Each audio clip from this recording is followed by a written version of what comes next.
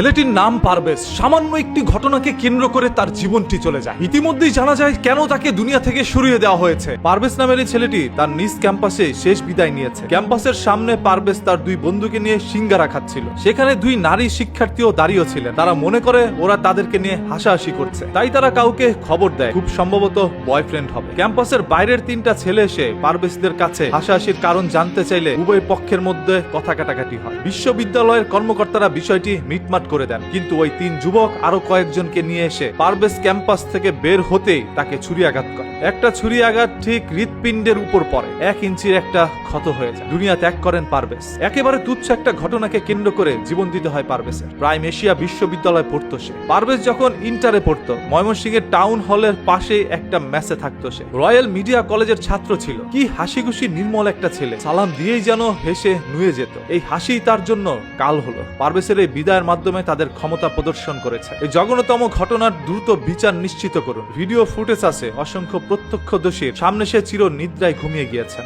এখনো তার হত্যাকারীকে গ্রেপ্তার করা হয়নি। সে ঢাবি বুয়েটের ছাত্র না, এই জন্য কেউ চুপ থাকবেন না। সবাই আসামির বিচারের দাবি তুলুন। এই দেশের মধ্যে আবার দাবি না তুললে কারো বিচার হয় না। মানুষের জীবন নেওয়া এই দেশে এতটাই সহজ হয়ে গেল, যে খুশি যার জীবন নিয়ে যাবে। পারভেজের বাবা একজন প্রবাসী। সেই প্রবাসের মধ্যে বসে কঠিন পরিশ্রম করে পারভেজকে তিনি বাংলাদেশের মধ্যে পড়াশোনা করেছেন। মানুষের মতো মানুষ করে গড়ে তোলার জন্যই তার বাবার এই কঠিন পরিশ্রম। তবে আজকে হঠাৎ করে একটি আলো যেন নিভে গেল। পারভেজ তার বন্ধুদের সাথে হাসাহাসি করছিল, আর ওই মেয়েগুলো ভেবেছিল তাকে দেখে পারভেজটা হাসাহাসি করছে, যার কারণে সেই মেয়ের পরিচিত কয়েকটি ছেলেকে ফোন দিয়ে নিয়ে আসে। এসে পারভেজের সাথে বাগবিদণ্ডার মধ্যে জড়িয়ে যায়। কলেজের শিক্ষকরা বিষয়টি মিটমাট করে দিল। কিছুক্ষণ পরে পারভেজ যখন ক্যাম্পাস থেকে বেরোলো, তখনই ওই ছেলেগুলো আরো অসংখ্য ছেলেকে এনে তার উপর ঝাঁপিয়ে পড়ে, নির্মম ভাবে এই দুনিয়া থেকে তাকে সরিয়ে দেয়। ধরেই নিলাম দুইটি মেয়েকে দেখে পারভেজ হাসাহাসি করেছে, এই জন্য একটা জীবন দিয়ে দিতে হবে। ওই মেয়েগুলো কারা, ওই মেয়ের সাথে এই সকল ছেলেগুলোর সম্পর্ক কি, তাদেরকে দ্রুত বের করে আনো। এবং এই ঘটনাটিকে টেনে ধরে কিন্তু আবার রাজনীতির দিকে নেওয়া হচ্ছে, যেখানে উল্লেখ করা হয় বৈষম্য বিরোধী ছাত্র আন্দোলনের কিছু কর্মী এবং নেতা সহ এসে নাকি পারভেজের উপরে ঝাঁপিয়ে পড়েছিল। আর যেহেতু পারভেজ একজন ছাত্র দলের কর্মী, সেহেতু ছাত্র দল থেকে কিন্তু মিছিল বের হয়েছিল, যে মিছিলের মধ্যে দাবি একটাই, বৈষম্য বিরোধী ছাত্র আন্দোলনের সেই সকল নেতাকর্মীকে যথাসম্ভব দ্রুত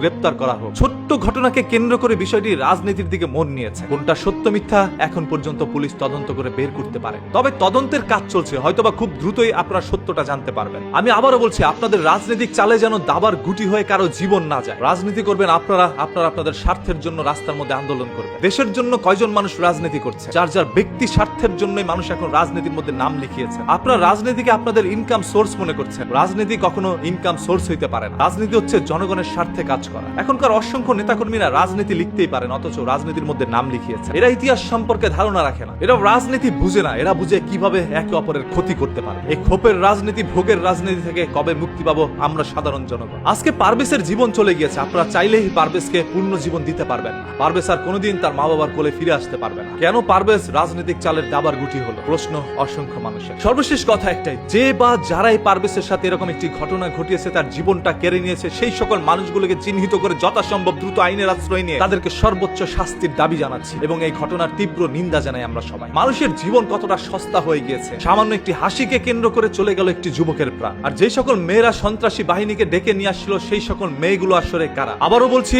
আপনার রাজনীতির গুটির চাল যেন কোনো পারভেজের জীবন না হয়।